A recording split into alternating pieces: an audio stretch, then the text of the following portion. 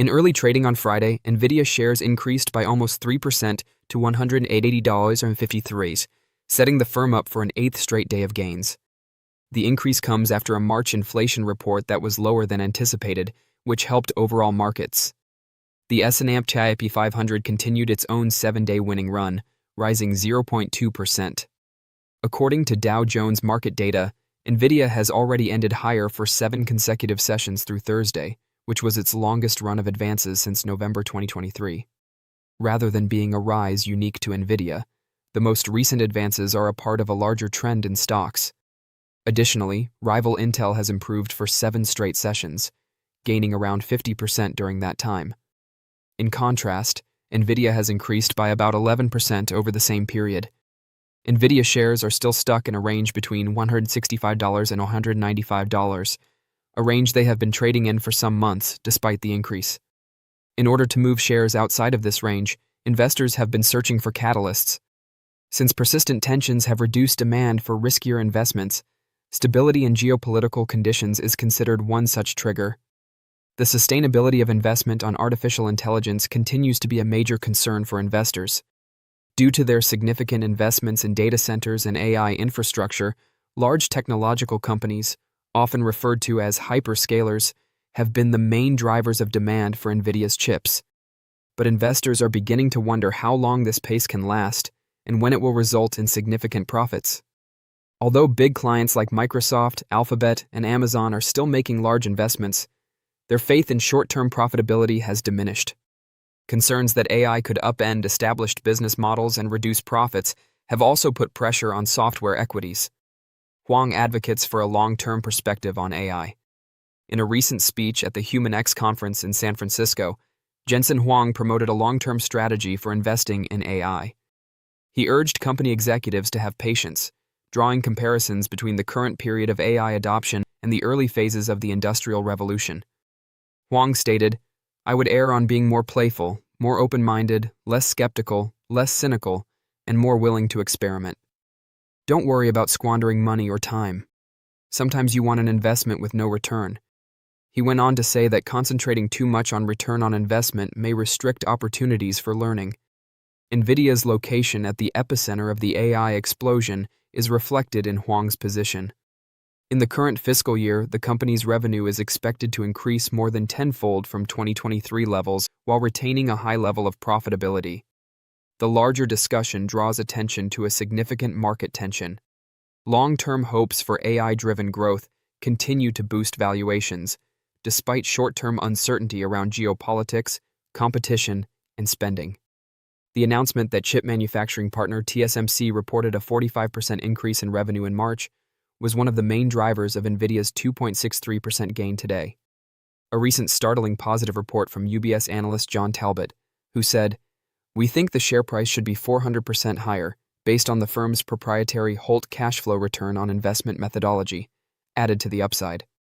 According to UBS's unique quantitative financial model, which is based on cash flow, Nvidia's stock price ought to be far higher. Investors who have seen the stock consolidate in recent months despite decent fundamentals were given new hope by this audacious prediction from a significant Wall Street firm.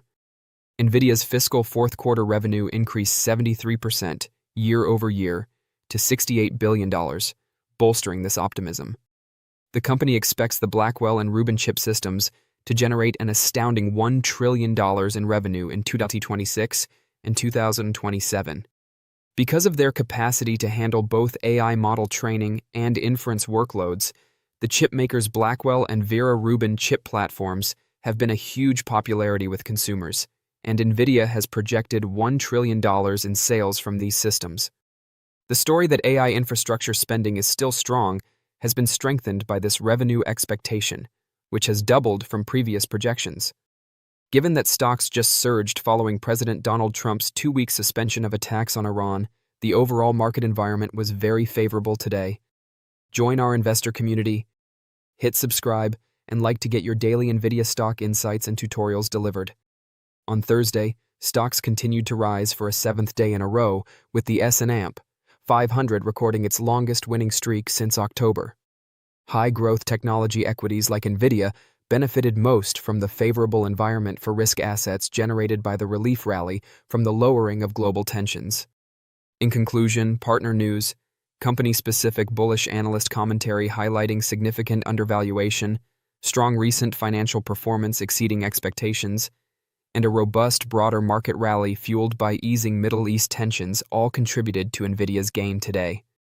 As investors recovered faith in the macroeconomic environment and the AI development narrative, these factors came together to drive the stock higher. The ceiling of resistance for Nvidia stock appears to be too high to overcome, and the longer the shares go sideways, the more difficult it will be for investors to be patient with a stock that might very well continue to impress to a limited reaction in the share price. Sell-side analysts have not been in a rush to decrease their price targets or downgrade the company during the sideways move. As a matter of fact, several of the numerous table-pounding analysts have grown increasingly optimistic about the company. Whether you like it or not, the profits are still coming in high. Additionally, the stock recently reached a point where shares were at their lowest price in a period of years.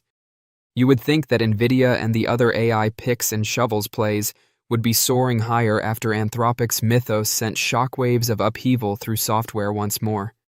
Not at all. Nvidia appears to have gone from being a somewhat pricey stock to one that is so inexpensive that it's too good to be true, even though the AI boom is intensifying. In this situation, how can an Nvidia stockholder succeed? Nvidia is inexpensive at slightly over 22.0 times forward price to earnings, PE, with a 0.74 PEG ratio, so long as demand for AI remains high and rivals don't overtake the GPU behemoth. Given the numerous attractive AI deals it's spread around the table, the additional torque the stock could experience if the AI trade is due for another leg higher is more alluring. Given that Nvidia is investing $2 billion at a time in some of the most promising AI startups, I do believe that it may be extremely difficult to catch the stock as it rises. However, if the AI collapse gets worse, Nvidia may be moving downward as the bears begin to outperform the bulls in this protracted struggle, rather than just sideways. One bull at Tigris Financial Partners believes that $360 per share is still in play at this point. They remain optimistic about the AI flywheel's longevity. Is it possible that the AI flywheel will continue to turn long past 2030? Given that Nvidia's supremacy has extended from GPUs to the rest of the AI stack, I believe it is feasible. In fact, the business is prepared to help with orbital computing. What if the most practical goal on Wall Street is $360? A $360 per share aim would not be as unrealistic as it first appears when the Vera Rubin ramp-up is taken into account, particularly if the margins and growth have more than 3 strong years left. In a bull market, I contend that the AI flywheel might continue to grow well into the early to mid-2030s. Huang recently stated on the Lex Fridman podcast that generative models that generate outputs in real time are replacing retrieval-based models in computing systems. Warehouses are not very profitable. He said that factories do. According to Huang, this change transforms computing from information storage to revenue-generating output. Huang told podcast host Lex Fridman, "We were a pre-recording, human pre-recording, and file retrieving system." According to Huang, computers were primarily designed to store data and retrieve it at a later time. Artificial intelligence, he claimed, modifies that approach by producing answers rather than mainly utilizing recorded facts. According to Huang, this signifies a change from retrieval-based to generative computing. According to Huang, this shift also affects the amount of storage needed for computing. Generative AI requires much more processing to continually generate outputs, whereas previous systems required a lot more storage. Huang told Fridman that these systems' outputs, or tokens, are evolving into the fundamental unit of value, changing the way computing makes money. These tokens are pieces of created intelligence that range in value from free to premium depending on how they are used.